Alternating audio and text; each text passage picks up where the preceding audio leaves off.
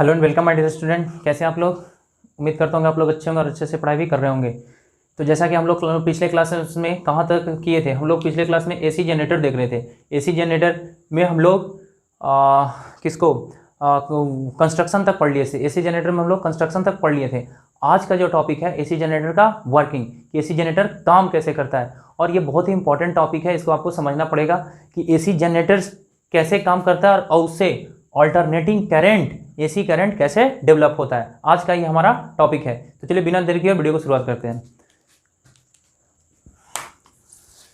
तो आप सबसे एक रिक्वेस्ट है कि अगर मेरे चैनल को पहली बार देख रहे हैं तो चैनल को सब्सक्राइब कर लीजिए और आपके जितने भी ग्रुप्स हैं, व्हाट्सएप ग्रुप, फेसबुक ग्रुप, उस पर सारे इस चैनल का लिंक को कॉपी करके आप उसको पेस्ट कर दीजिए। तो बस इतना सा एक मेरा रिक्वेस्ट है, आप इतना कर सकते हैं या नहीं, इतना करिएगा तो थोड़ा सा आपका भी हेल्प होगा और मेरा भी हेल्प होगा। मेरा क्या होगा, सब्सक्राइबर बढ़ जाएगा, थोड़ा सा हमको अंदर से एनर्जेटिक मिलेगा कि हाँ सब्सक्राइबर बढ़ाए तो वीडियो को और जल्दी जल्दी लाएंगे। और आपका क्या होगा कि आप इस पर अच्छे से अच्छे कंटेंट को सीखने के लिए आपको मिलते रहेंगे वीडियो। तो चलिए बिना देर के वीडियो को शुरुआत करते हैं। तो आज का जो हम लोग का टॉपिक है वो है working of N AC generator. Working of N AC generator, इसको समझना बहुत जरूरी है। Working of AC generator, AC generator में क्या होता था, एक कॉइल होता था और वो मैग्नेटिक फील्ड रीजन में क्या करता है, रोटेट करता है। मैग्नेटिक फील्ड रीजन में क्या करता है, रोटेट करता है। एक कॉइल होता है, वो मैग्नेटिक फील्ड रीजन में क्या करता है, रोटेट करता है। ये नॉर्थ पोल, ये साउथ पोल, ये ए है, बी है, सी है और ये क्या है, डी है। और यहाँ पे आपको पता है स्लिप रिंग्स, चलिए उतना नहीं, हमको सिर्फ वर्किंग समझना है।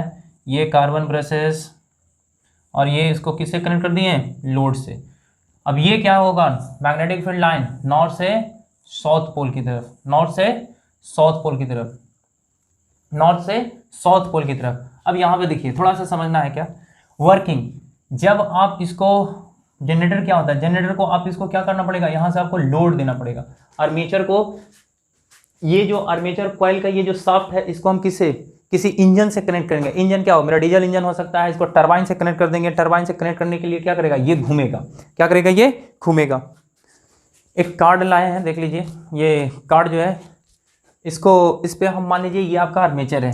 तो ये आर्मेचर है, इसको मैं ये नेमिंग कर देता हूँ। ये आपका ए है, ये बी है, ये सी है और ये डी है। मैं कार्ड का उपयोग इसलिए कर रहा हूँ ताकि आप इसको आसानी से समझ सकें। देखिए अभी ये क्या है, कार्ड ये आर्मेचर कॉइल इस तरह से है। अब इसको रोटेट करवाना है। रोटेट करवाना है किधर से, आप इधर मान लीजिए ये है आपका क्लॉकवाइज डायरेक्शन। क्या ये क्लॉकवाइज डायरेक्शन, और ये क्या होता है, एंटी क्लॉकवाइज डायरेक्शन। तो मैं इसको क्लॉकवाइज डायरेक्शन में घुमाता हूँ। किस में घुमाता हूँ, क्लॉकवाइज डायरेक्शन में। जैसे देखिए अब यहाँ पे ये मैग्नेटिक फील्ड लाइन्स, आपको याद है ईएमआई याद है, इलेक्ट्रोमैग्नेटिक इंडक्शन याद है, क्या होता है ईएमआई, क्या है इलेक्ट्रोमैग्नेटिक इंडक्शन, क्या है कि जब एक कॉइल मैग्नेटिक फील्ड रीजन में मूव करता है तो ड्यू टू इसके मोशन के कारण मैग्नेटिक फील्ड लाइंस क्या होते हैं, चेंज होता है। और मैग्नेटिक फील्ड लाइन चेंज होने का ना मैग्नेटिक फ्लक्स चेंज होता है। और मैग्नेटिक फ्लक्स चेंज होने के कारण क्या जनरेट होता है, ईएमएफ जनरेट होता है। क्या जनरेट होता है, ईएमएफ जनरेट होता है। आपको पता है magnetic flux phi equal to क्या होता था, बी ए कॉस थीटा। क्या होता है, बी ए कॉस थीटा होता है। क्या होता है, बी ए कॉस थीटा। अब ये देखिए ये मैग्नेटिक फील्ड लाइंस, अभी देखिए ये इस तरह से है और इसका ये जो पोर्शन एरिया है वो एरिया वेक्टर इधर है और एरिया वेक्टर ये इधर है और इसके मैग्नेटिक फील्ड लाइंस इधर है मैग्नेटिक फील्ड लाइंस। तो एरिया वेक्टर और मैग्नेटिक फील्ड लाइंस के बीच में कितना डिग्री का एंगल है, थीटा कितना डिग्री का है, 90 डिग्री का है। कितना डिग्री का है, थीटा भी कितना है, 90 है। थीटा कितना है, 90 है। तो अगर थीटा यहाँ 90 रखे तो change in magnetic flux phi जो है वो कितना आएगा, 0 आएगा। कितना आएगा, 0।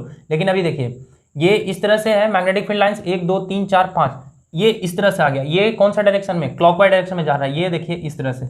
अभी क्या करेंगे, एरिया वेक्टर इधर है और मैग्नेटिक फील्ड लाइंस भी इधर है। दोनों के बीच का एंगल कितना degree, 0 degree. Magnetic field lines और एरिया वेक्टर दोनों, एरिया वेक्टर क्या होता है, इस एरिया के परपेंडिकुलर जो लाइन जाता है उसी को हम क्या बोलते हैं, एरिया वेक्टर बोलते हैं। तो ये गया और दोनों के बीच का एंगल कितना डिग्री, 0 डिग्री।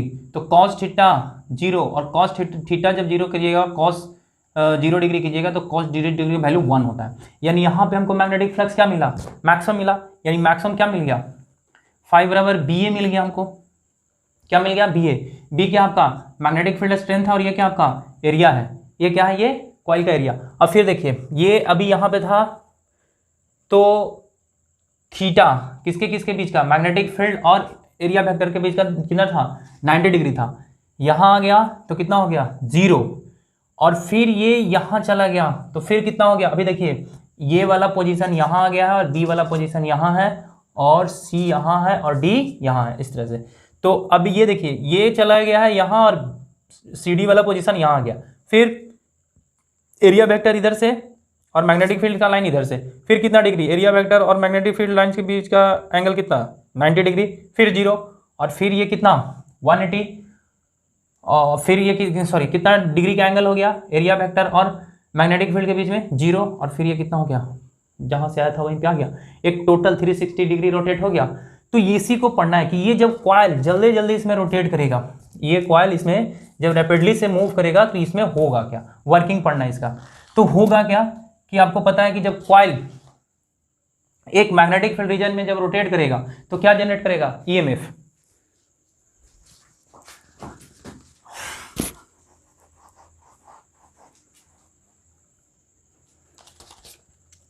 अब मान लीजिए ये कॉइल जो है आर्मेचर कॉइल N टर्म का है, कितना टर्म का है, N टर्म। नंबर ऑफ इसमें हम N क्या लगा दिए हैं, वो कॉपर बाइंडिंग से इसको बाइंड कर दे N टर्म। तो फाई जो आएगा आपका NBA cos थीटा आएगा, टोटल फाई कितना आएगा NBA cos थीटा। N क्या है नंबर ऑफ टर्म, B क्या है मैग्नेटिक फील्ड, ये क्या है, ये क्या है एरिया वेक्टर, और थीटा क्या है angle between area vector and magnetic field के बीच का एंगल को हम क्या बोलते हैं, थीटा बोलते हैं। मैग्नेटिक फील्ड और ये मैग्नेटिक फील्ड और एरिया वेक्टर के एंगल के बीच के एंगल को क्या बोलते हैं, थीटा बोलते हैं। अब आपको पता है from second law of EMI electromagnetic induction, जो इंड्यूस्ड EMF होता है वो किसके बराबर होता है, माइनस d∅dt के क्या होता है बराबर होता है। इंड्यूस्ड EMF क्या होता है, माइनस d∅dt के बराबर होता है। काफ़ी गर्मी है दोस्तों, काफ़ी गर्मी है, फिर भी मैं पढ़ा रहा हूँ आप लोग को, और आपको सिर्फ क्या करना है, शेयर करना है और आराम से पढ़ते रहना है। अब यहाँ पे देखिए E कितना इंड्यूस्ड EMF प्रोड्यूस होगा, जरूर उसको देख लेते हैं। E कितना आएगा माइनस d∅ कितना है आपका NBA, सॉरी कैपिटल लिखना, NBA cos थीटा, और यहाँ पे आएगा डेल्टा t।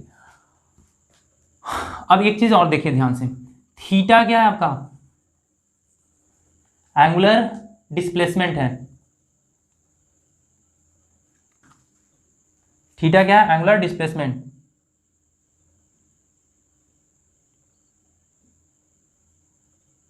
ये क्या है एंगुलर डिस्प्लेसमेंट, और एंगुलर डिस्प्लेसमेंट थीटा, तो एंगुलर स्पीड ओमेगा बराबर क्या होता है थीटा बाई टी, तो एंगुलर डिस्प्लेसमेंट थीटा बराबर क्या होगा ओमेगा इंटू टी। तो इसको और लिख सकते हैं E is equal to minus NBA cos theta के जगह पे क्या लिखते हैं cos omega T into delta T. अब डेल्टा टी क्या चेंज है ना ये किसमें EMF में। अब एक बात बताइए आपको, ये ओमेगा टी क्यों लिखे, क्यों, क्योंकि ये रोटेट कॉइल क्या कर रहा है, रोटेट कर रहा है, हमेशा ये रोटेट कर रहा है किसमें मैग्नेटिक फील्ड रीजन में, ये रोटेट कर रहा है कीप रोटेटिंग। और जब रोटेट करता है तो कौन सा वेलोसिटी आता है एंगुलर वेलोसिटी, और एंगुलर वेलोसिटी को किससे दिखाते हैं थीटा बाई टाइम से, थीटा बाई टाइम से। अब देखिए यहाँ पे इसको एक डिफ्रेंशिएट कीजिएगा तो NBA ये आ जाएगा minus cos omega T upon dt आएगा, ये कांस्टेंट है, इसको बाहर निकाल लेते हैं। E जो आएगा वो आएगा आपका कितना NBA। अब यहाँ पे एक टर्म है उसको मैं, क्योंकि वो 11th क्लास का टर्म है, डिफ्रेंशिएट करते हैं कॉस ओमेगा टी से डेल्टा टी को, तो ये आएगा minus sign omega T into omega, और ये माइनस और ये माइनस दोनों मिलकर प्लस हो जाएगा, तो यहाँ पे डायरेक्ट मैं लिख देता हूँ ओमेगा साइन ओमेगा टी। अब ये आ गया EMF NBA omega sine omega T, ये आ गया। इंड्यूस्ड EMF इतना होगा किससे, जब ये आर्मेचर कॉइल क्या करेगा मूव करेगा, तो अब मूव करेगा तो देखिए पहले मूव कितना था, अब देखिए अब ये आर्मेचर कॉइल मूव कैसे कर रहा है, तो ये है क्या इंड्यूस्ड EMF, इसको क्या बोलते हैं induced EMF, induced EMF is equal to NBA sin omega T. अब देखिए ये क्या कर रहा है, ये रोटेट कर रहा है हमेशा, मैग्नेटिक फील्ड हमेशा ये आर्मेचर कॉइल क्या कर रहा है, रोटेट कर रहा है। कहाँ था, कैसे था, हाँ ऐसे था, ये आर्मेचर कॉइल इसमें रोटेट कर रहा है। तो रोटेट देखिए, तो ये यहाँ पे कितना था, इस कंडीशन में एरिया वेक्टर मैग्नेटिक फील्ड के बीच का एंगल कितना था, 90 डिग्री था, कितना था 90 डिग्री, फिर कितना हुआ था 0 डिग्री, फिर कितना 90 और फिर ये 0। तो आपको याद होगा ये कैसे वैरी कर रहा है, 90 से कहाँ जा रहा है 0 और फिर 90 से फिर कहाँ जा रहा है 0, 90 0 90 0। और इसी तरह से ये टोटल अगर रोटेट करवाइएगा तो फर्स्ट पहले ये यहाँ पे था 0 कंडीशन, फिर ये गया यहाँ, फिर ये यहाँ, सॉरी इस पोजीशन पे, फिर यहाँ और फिर यहाँ, ये टोटल ऐसे करते कितना घूम गया 2 पाई रेडियन घूम गया। 2 पाई रेडियन मतलब 360 डिग्री क्या हो गया, ये घूम गया, 360 घूम गया। अब 360 डिग्री घूमने से आपको पता होगा कब साइन ओमेगा टी यानी साइन ओमेगा टी, साइन का वैल्यू, ये पूरा वैल्यू 1 कब होता है, जब साइन मेरा कितना डिग्री हो 90 डिग्री हो, साइन कितना डिग्री हो 90 डिग्री हो। तो जो मैक्सिमम ईएमएफ डेवलप करेगा, जो कॉइल आएगा वो ई कितना आएगा NBAW आएगा इंटू 1। ये चूंकि for maximum sign omega T का वैल्यू कितना होता है 1 होता है, फॉर मैक्सिमम के लिए साइन ओमेगा टी का वैल्यू कितना होता है 1 होता है। अब साइन ओमेगा टी का मैक्सिमम वैल्यू 1 होता है, आपको पता है साइन 90 डिग्री पे 1 देता है, साइन 90 डिग्री पे 1 देता है, और इसका एक और वैल्यू कितना होता है -1 होता है।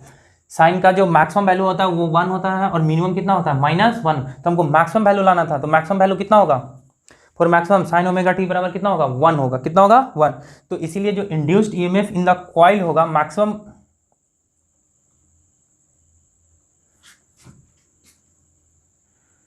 ईएमएफ जो होगा इंड्यूस्ड वो कितना होगा E is equal to NBAW आएगा, कितना आएगा NBAW, मैक्सिमम कितना आएगा NBAW। अब यहाँ पे देखिए ये E मैक्स है, ये क्या है E मैक्स, NBAW इतना मैक्सिमम आएगा। लेकिन जो इंड्यूस्ड ईएमएफ आएगा, वो कितना आएगा E इज इक्वल टू, देखिए NBAW का वैल्यू कितना है E0 साइन ओमेगा टी, इतना आएगा। इंड्यूस्ड ईएमएफ जो कॉइल से में कितना इंड्यूस्ड होगा वो आएगा E0 मतलब maximum peak value of the EMF sign omega T. Sine omega क्या है, साइन फंक्शन, ये क्या कर रहा है चेंज कर रहा है, बार बार ये कॉइल क्या कर रहा है मैग्नेटिक फील्ड रीजन में चेंज कर रहा है। मान लीजिए अभी ये 4 मैग्नेटिक लाइंस है और इससे कितना पास हो रहा है 4 के 4 पास हो रहा है, तो मैक्सिमम पास हो रहा है। तो चेंज कितना हो रहा है, मैग्नेटिक फील्ड पहले पास कितना हो रहा था, देखिए पहले पास हो रहा था 0 और अभी कितना हो गया 5, तो चेंज कितना 5 - 0 कितना आएगा 5 चेंज हो रहा है। फिर ये ऐसे और मैग्नेटिक फील्ड ऐसे, अब फिर कितना हो गया, पहले कितना था 5 और अब कितना पास हो रहा है 0, तो फिर चेंज कितना आएगा 0 - 5 फिर ये कितना हो रहा है, पहले कितना 5 और अब 0, अभी कितना 5, तो फिर कितना आएगा ये, फिर कितना आएगा 5 आएगा। तो इस तरह से ये मैग्नेटिक फील्ड क्या करते रहता है, चेंज करते रहता है। आर्मेचर कॉइल जब रोटेट होता है ये मैग्नेटिक फील्ड रीजन में, तो ये कंटिन्यूअसली क्या होते रहता है, चेंज होते रहता है। तो ये है आपका इंड्यूस्ड ईएमएफ कि कितना ईएमएफ इंड्यूस्ड होगा इस किसमें जनरेटर में, ये आएगा इस तरह से। अब इसी तरह से हम क्या लगाए हैं, लोड लगाए हैं, एक्सटर्नल लोड। मान लीजिए एक्सटर्नल लोड का वैल्यू R है, एक्सटर्नल लोड का वैल्यू क्या है R है, तो हमको पता होगा कि V इक्वल टू क्या होता है IR, और potential difference V equal to IR होता है, और ये पोटेंशियल डिफरेंस EMF के बराबर है, इंड्यूस्ड EMF के बराबर है। तो ये क्या हो जाएगा, इलेक्ट्रिक करंट I बराबर क्या हो जाएगा पता है E/R हो जाएगा, E/ क्या हो जाएगा R हो जाएगा। इलेक्ट्रिक करंट, इंड्यूस्ड जो इलेक्ट्रिक करंट होगा वो E/R, और E का वैल्यू कितना E0 साइन ओमेगा टी। और देखिए इसको E0 क्या होगा E0 sign omega T upon में क्या है R है, इसको ऑल सॉल्व कीजिएगा तो I बराबर जो होगा E0/R साइन ओमेगा टी। तो यहाँ मैं लिख देता हूँ, नहीं दिख रहा है, यहाँ मैं मिटा देता हूँ इसको कहाँ कर दें, इसको इधर देख लीजिएगा। अब यहाँ पे देखिए ये आई बराबर कितना है, E naught by R sine omega t. तो आई बराबर कितना होगा, ये E naught by R maximum current I naught ले लेते हैं साइन ओमेगा टी। तो ये इतना करंट हमको देगा, आई बराबर आई जीरो साइन ओमेगा टी। और यही जो करंट है इसी को बोलते हैं क्या, अल्टरनेटिंग। ये आ गया मेरा अल्टरनेटिंग करंट। क्या आ गया, अल्टरनेटिंग करंट। किससे आया, एसी जनरेटर से। किससे आया, एसी जनरेटर से। अब इसी अल्टरनेटिंग करंट के बारे में हम लोगों को पढ़ना है कि अल्टरनेटिंग करंट होता क्या है, कैसे काम करता है, एसी जनरेटर से कैसे प्रोड्यूस होता है, ये तो हम देख लिए। अब ये अल्टरनेटिंग करंट का क्या काम है, कैसे इसका, ये पूरा हम इसको नेक्स्ट वीडियो में कैप्चर करेंगे अल्टरनेटिंग करंट को। तो उम्मीद करता हूं कि आप लोगों को ये वर्किंग ऑफ एसी जनरेटर समझ में आया होगा। वर्किंग ऑफ एसी जनरेटर क्या है, एक बार मैं फिर से रिकैप करवा देता हूं। आर्मेचर कॉइल किस में घूमता है, मैग्नेटिक फील्ड रीजन में। और मैग्नेटिक फील्ड रीजन में जब आर्मेचर कॉइल घूमता है तो क्या प्रोड्यूस होता है, इंड्यूस्ड ईएमएफ प्रोड्यूस होता है due to change in magnetic flux के कारण। और मैग्नेटिक फ्लक्स चेंज क्यों हो रहा है, क्योंकि जब रोटेट कर रहा है ये आर्मेचर कॉइल मैग्नेटिक फील्ड में, तो बार बार इसका क्या चेंज हो रहा है, क्या चेंज हो रहा है, बार बार इसका एंगल चेंज हो रहा है। किसके किसके बीच में, मैग्नेटिक फील्ड लाइंस और इसके एरिया वेक्टर के बीच में क्या हो रहा है, एंगल चेंज हो रहा है। और एंगल चेंज होने से क्या चेंज हो रहा है, ईएमएफ, मैग्नेटिक फ्लक्स चेंज हो रहा है। मैग्नेटिक फ्लक्स चेंज होने से क्या जनरेट हो रहा है, ईएमएफ जनरेट हो रहा है। अब यही ईएमएफ कितना जनरेट हो रहा है, ये कितना है, एन बी ए ओमेगा और साइन ओमेगा टी। और ये इसको जब सॉल्व करते हैं तो ये आता है आपका induced EMF E naught sine omega t. कितना आता है, induced EMF E naught sine omega t. और जो ये इंड्यूस्ड करंट आया है वो आएगा I naught sine omega t, I naught sine omega t.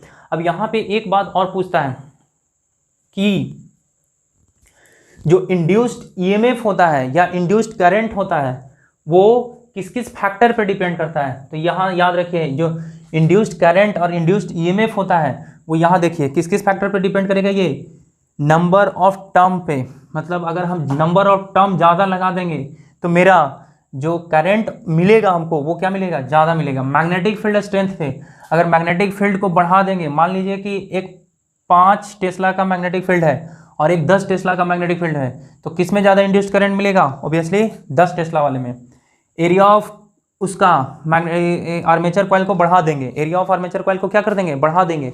तो जब एरिया ऑफ आर्मेचर कॉइल को बढ़ा देंगे तो भी हमको क्या, इंड्यूस्ड ईएमएफ बढ़ जाएगा। और ओमेगा क्या है, एंगुलर स्पीड। ओमेगा क्या है, एंगुलर स्पीड। अगर हम मोटर को, ये जनरेटर को धीरे धीरे घुमाने की बजाय तेजी से घुमाएंगे तो मेरा इलेक्ट्रिक करंट बढ़ जाएगा। क्या बढ़ जाएगा, इलेक्ट्रिक करंट बढ़ जाएगा या इंड्यूस्ड ईएमएफ बढ़ जाएगा। जैसे आपको मैं एक प्रैक्टिकल एग्जांपल बताता हूँ। आप लोग मैरिज के टाइम में जो जनरेटर लगता है हम लोग के घर में, उसमें आप देखते होंगे कि जब वो जनरेटर स्टार्ट होता है तो उसमें जो बल्ब लगता है वो फ्लक्चुएट करते रहता है। क्यों फ्लक्चुएट करते रहता है, क्योंकि वो ज़्यादा स्ट्रेंथफुल अल्टरनेटिंग करंट नहीं होता है। लेकिन जो ज़्यादा पावरफुल मोटर होता है, जनरेटर होता है, जो ज़्यादा पावरफुल जनरेटर होता है वो क्या करता है, ज़्यादा पावर जनरेट करता है। और उसमें देखिएगा बल्ब का कोई फ्लक्चुएशन नहीं देगा, वो डायरेक्ट आपको अल्टरनेटिंग करंट हाई अमाउंट में देता है। तो ये दो आप देख सकते हैं। और ये क्या था, आपका आर्मेचर कॉइल रोटेट कर रहा था मैग्नेटिक फील्ड में। तो ये क्या था, पूरा अल्टरनेटिंग करंट का एसी जनरेटर का वर्किंग था कि एसी जनरेटर कैसे काम करता है। उम्मीद करता हूं कि आप लोगों को एसी जनरेटर समझ में आया होगा। एक बार नहीं समझ में आ रहा, बार बार वीडियो देखिए, आप लोगों को एसी जनरेटर ये समझ में आ जाएगा। एसी जनरेटर में लिखना क्या है, लिखना कुछ नहीं है दोस्तों, बस आप ये इसको लिख के और इतना आप लिख दीजिएगा, आपको ये नंबर मिल जाएगा। तो आप इसको एक बार स्क्रीनशॉट लीजिए। फिर मिलते हैं नेक्स्ट वीडियो में नए टॉपिक के साथ। तो नया टॉपिक हम लोग क्या करेंगे, अल्टरनेटिंग करंट करेंगे।